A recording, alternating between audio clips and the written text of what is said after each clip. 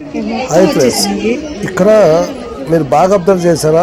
ఇవేం వానపాములు కాదు, ఇవేం చిన్న చిన్నటి ఇవి కాదు, ఇవన్నీ శ్వేతనాగులు అండి. ఇవన్నీ పాములే. అది కూడా ఎక్కడ అంటే కృష్ణా నది తీరాన నాగాయలంక రామలింగేశ్వర స్వామి గుడి వెనకాల కేవలం కార్తీక మాసంలోనే ఈ పాములు వస్తాయంట. ఇన్ని పాములు గుడి వెనకాల, లక్షల పాములు, వందల పాములు. చూడండి, అవేమో చిన్న చిన్న మైక్రోలో ఇవి ఉంటాయి కదా, అలా ఉన్నాయి అనిపిస్తాయి. కానీ కాదండి, పెద్ద పెద్ద పాములు. అంటే భయంతో అందరూ దూరంగా నుంచి లాంగ్ షాట్లు తీస్తే అలా కనిపించలేదు.